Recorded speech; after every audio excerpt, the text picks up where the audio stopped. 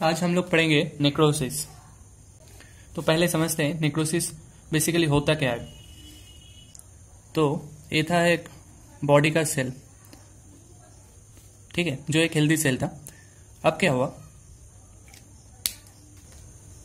मान लीजिए कुछ पैथोजन से, एक है पैथोजन,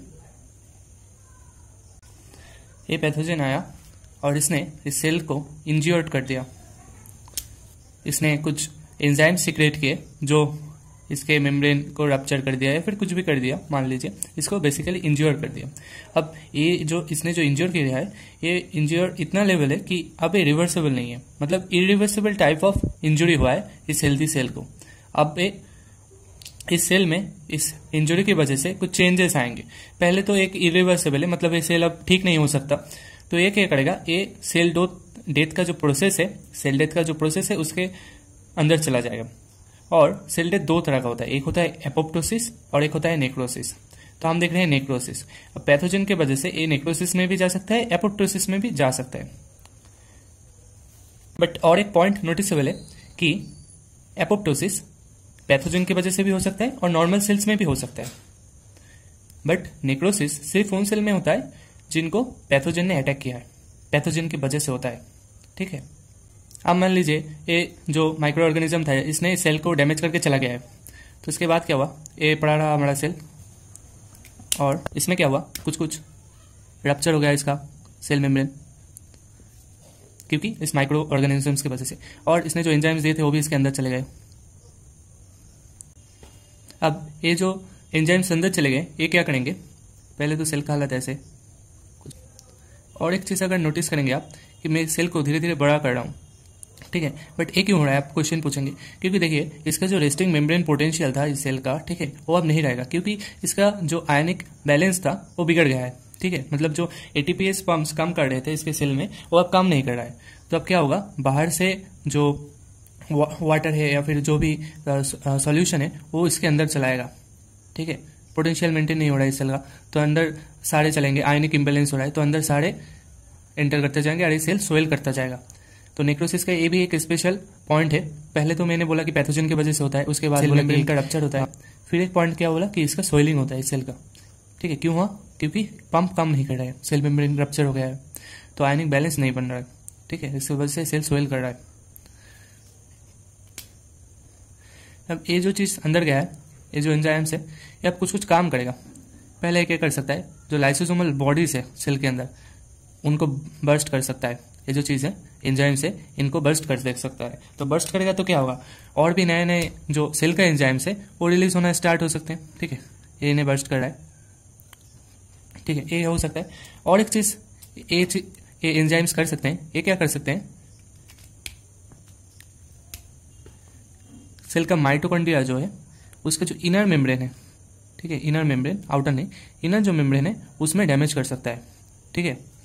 आउटर थोड़ा परमेबल होता है बट इनर में बहुत ही मतलब अच्छे से मेंटेन किया जाता है पोटेंशियल को, तो वो डैमेज होना शुरू हो जाएगा। आउटर थोड़ा परमेबल है थोड़ा, तो ये इनर जो मेम्ब्रेन है ये डैमेज हुआ तो माइटोकॉन्ड्रिया का भी क्या हाल होगा, सेम हाल होगा जैसे सेल का है। माइटोकॉन्ड्रिया भी सोयल करना शुरू कर देगा, माइटोकॉन्ड्रिया भी सोयल करेगा, ठीक है। अब क्या होगा, देखिए माइटोकॉन्ड्रिया जा रहा है, खराब होना शुरू हो गया है। अब माइटोकॉन्ड्रिया अगर खराब हो गया तो क्या होगा, माइटोकॉन्ड्रिया का काम क्या है, एटीपी हाउस है, तो एटीपी बनना बंद हो जाएगा। अब एटीपी बनना अगर बंद हो गया तो सेल तो ऐसे ही डाई करेगा, क्योंकि इसका जो सारा प्रोसेस है सेल के अंदर, जो भी प्रोसेस है मेटाबॉलिक, उसके लिए क्या चाहिए, उसको एटीपी चाहिए। तो अगर एटीपी नहीं बनेगा तो सेल थोड़ी रहेगा, तो एटीपी डाई करना शुरू हो जाएगा। और एक चीज़ देखिए, नाजिब सर की वीडियो में बताया गया था कि माइटोकॉन्ड्रिया अगर डाई हो रहा है, मतलब माइटोकॉन्ड्रिया में क्या होता है, टीसीए साइकिल हो रहा है, ठीक है। तो टीसीए साइकिल में क्या होता है, टीसीए साइकिल में पाइरुवेट अंदर सेल, ये जो टीसीए साइकिल है चल रहा है ऐसे, तो इसमें क्या आता है, पाइरुवेट आता है,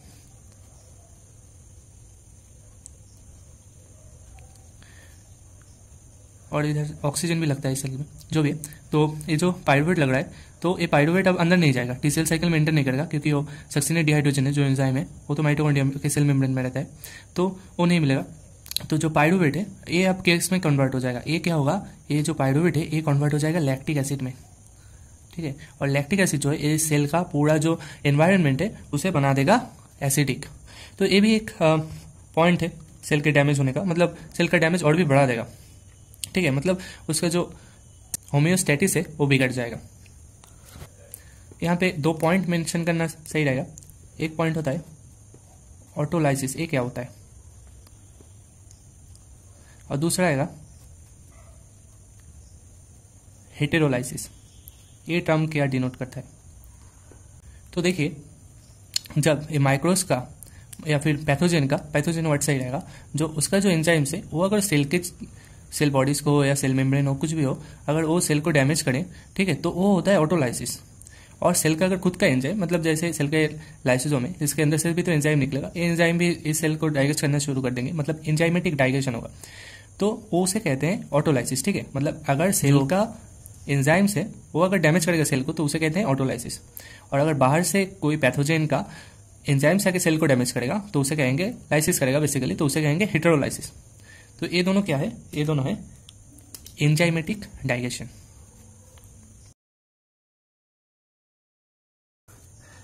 अब ये जो एंजाइमेटिक डाइजेशन हो रहा है, इसमें एक मेन एंजाइम रहता है, वो होता है प्रोटीएस। प्रोटीएस क्या करता है? प्रोटीएस सेल के अंदर जो सारे प्रोटीन्स है उन्हें करता है डीनेचुरेशन। क्या करता है? और ये जो प्रोटीएस है ये हो सकता है पैथोजन का या हो सकता है खुद का सेल का, खुद सेल का प्रोटीएस भी हो सकता है या फिर पैथोजन का भी हो सकता है। तो ये प्रोटीएस क्या कर रहा है? सेल के अंदर जो सारे प्रोटीन्स है उन्हें कर रहा है डीनेचुरेशन। और ये डीनेचुरेशन टर्म भी इंपॉर्टेंट है नेक्रोसिस के लिए। तो क्या हो गया? एक एंजाइमेटिक डाइजेशन हो गया और फिर हो गया डीनेचुरेशन। ये दोनों टर्म नेक्रोसिस के डेफिनेशन में आपको लिखना होगा, ये दोनों टर्म इंपॉर्टेंट है। और एक टर्म बहुत इंपॉर्टेंट है, वो है सेल मेम्ब्रेन का ये रप्चर, जो रप्चर हुआ है ना सेल मेम्ब्रेन का, ये या फिर फॉल अपार्ट हो गया है बोल सकते हैं। तो ये जो 3 कॉज है, एक रप्चर, खुद, फिर एंजाइमेटिक डाइजेशन और ये डीनेचुरेशन, ये जो 3 कारण है इसे कहते हैं नेक्रोसिस। मतलब इसके बाद जो चेंज होगा, ठीक है, ये तीनों मतलब होता है नेक्रोसिस। मैंने बोला था कि सेल डेथ 2 तरह से होता है, एक होता है एपोप्टोसिस और एक नेक्रोसिस। तो जो एपोप्टोसिस प्रोसेस है सेल डेथ का, उसमें ये सेल मेम्ब्रेन जो होता है ना ये इंटैक्ट रहता है। और एक मेजर डिफरेंस है दोनों का। अब देखिए, ये जो सेल था ये तो रप्चर हो गया, इसका मेम्ब्रेन तो रप्चर हो गया है, तो अब क्या होगा? सेल का जो कंटेंट था, सारे जो कंटेंट्स है वो क्या करेंगे? बाहर आ जाएंगे, बाहर आना स्टार्ट होगा। और ये जो कंटेंट बाहर आ रहे हैं ये करेंगे इन्फ्लामेटरी रिएक्शंस, ठीक है, प्लाज्मा सेल्स और माइक्रोफाज ये सब आएंगे और इन्हें करेंगे डाइजेशन, और उसके वजह से एक मतलब इन्फ्लामेटरी रिएक्शन स्टार्ट हो जाएगा। ठीक है, तो नेक्रोसिस में और एक पॉइंट क्या इंपॉर्टेंट है, वो है इन्फ्लामेटरी रिएक्शंस, एक्यूट इन्फ्लामेशन। ये जो मैं सारे पॉइंट्स बोल रहा हूँ, एक अलग से वीडियो आएगा उसमें सिर्फ नोट लिखा जाएगा, मतलब नेक्रोसिस का नोट। ये तो आपको समझा रहा हूँ मैं डिटेल में कि नेक्रोसिस क्या है, और उस वीडियो में एक प्रॉपर नोट रहेगा आपको कैसे लिखना है अगर एग्जाम में आए।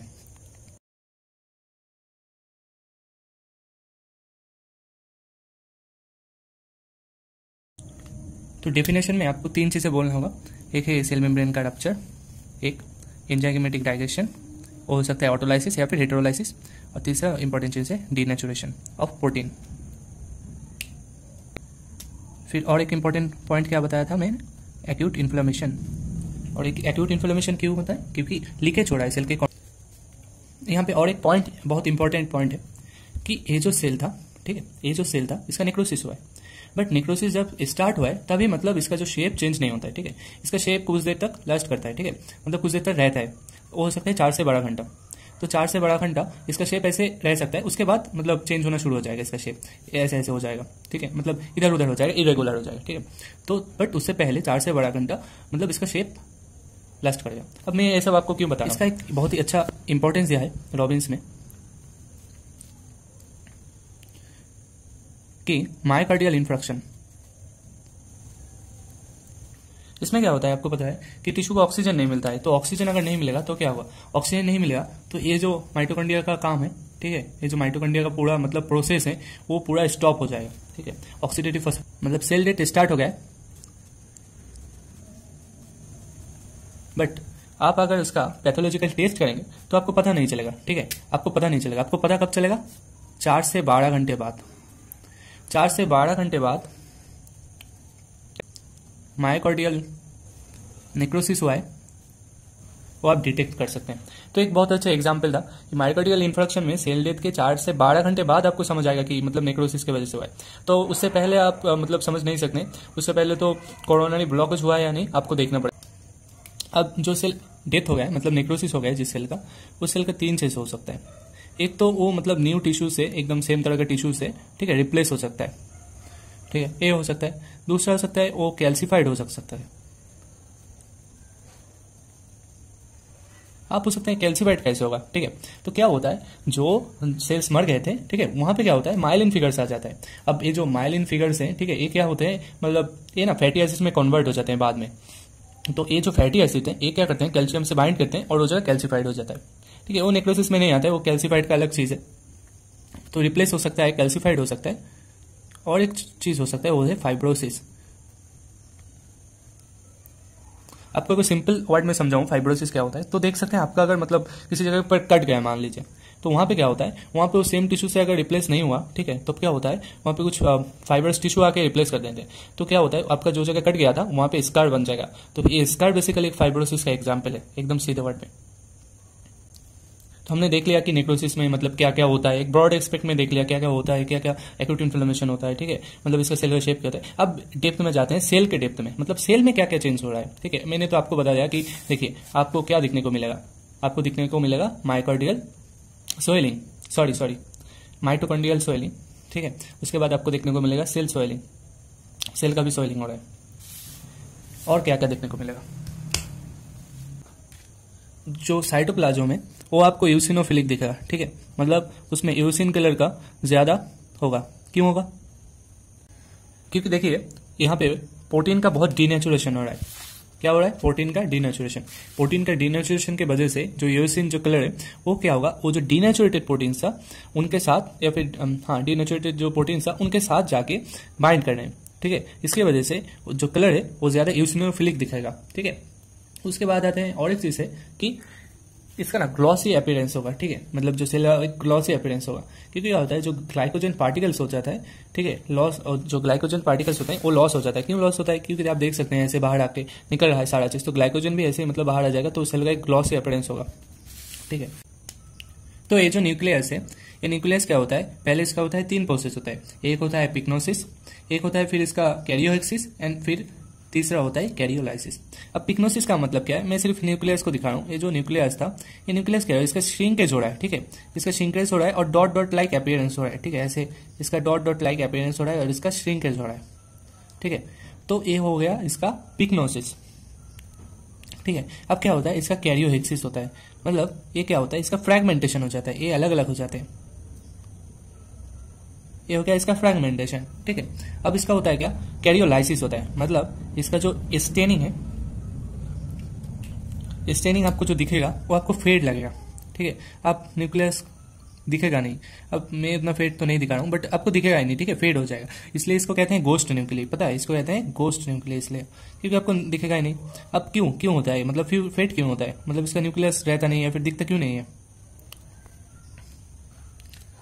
क्योंकि देखिए एकदम स्टार्टिंग में क्या हो रहा था, ऑटोलाइसिस हो रहा था और हेट्रोलाइसिस। तो आपको पता है कि ये जो लाइसोसोमल का एंजाइम है, फिर बाहर से जो एंजाइम आ रहा है, इसमें एक इंपॉर्टेंट एंजाइम रहता है, उसका नाम होता है डीएनएस। और डीएनएस क्या करता है, इसका जो डीएनए है उसको मतलब खत्म कर देता है। तो अब इसका जो बेसिक नेचर है वो जाता है खराब। और यहाँ पे और एक पॉइंट में बोलना भूल गया, क्या होता है, इसके अंदर जो आरएनएस रहते हैं साइटोप्लाज्म में, वो भी बाहर निकल जाता है। तो ये और एक और कारण है साइटोप्लाज्म का ज्यादा यूसिनोफिलिक होना। तो इसका 2 कारण था, एक था आरएनए लॉस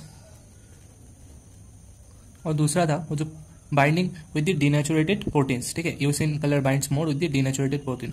तो मैं ऐसे ही डीनेचुरेशन लिख के दे रहा हूं, या फिर डीनेचुरेटेड प्रोटीन बता दीजिए। उसके साथ क्या होता है, यूसिन का बाइंड अच्छा होता है। सो साइटोप्लाज्म क्या हो रहा है, यूसिनोफिलिक, और न्यूक्लियस क्या हो रहा है, धीरे धीरे डिसअपियर हो रहा है। तो न्यूक्लियस ये साइटोप्लाज्म थे, और ये सब क्या है, ये है मॉर्फोलॉजिकल चेंजेस। तो यहाँ पे देखिए एक इमेज है, इसमें जस्ट नेक्रोसिस स्टार्ट हुआ है और इसमें करीब करीब मतलब खत्म होने वाला है, करीब करीब अभी नहीं आया, इसमें चल रहा है, ठीक है। तो इसमें और इसमें आपको चेंजेस देखने को मिलेंगे। पहले तो देखिए इसमें पूरा इरेगुलर होना, मतलब पूरा इरेगुलर है सारे सेल्स, और रप्चर भी हुआ है सेल्स का, ठीक है। और यहाँ पे इंपॉर्टेंट चीज़ जो है, इसका देखिए आप न्यूक्लियस दिख रहा है सारा, और इसमें बहुत न्यूक्लियस कम हो गए और दिख भी कम रहा है। और ये जो स्लाइड था, ये तो आपको पता ही चल रहा है किसका स्लाइड है, कितने का है। सो गाइस, ये इतना ही था। ये था पूरा मतलब नेक्रोसिस का, मतलब मैंने जितना इजीली हो सके आपको समझाने की कोशिश किया। और नेक्रोसिस का कुछ टाइप्स भी है, इसके बाद हम नेक्रोसिस का जो टाइप्स है वो पढ़ेंगे, ठीक है। तो आपको अगर वो भी देखना है तो आप सब्सक्राइब करके रख सकते हैं। Thank you.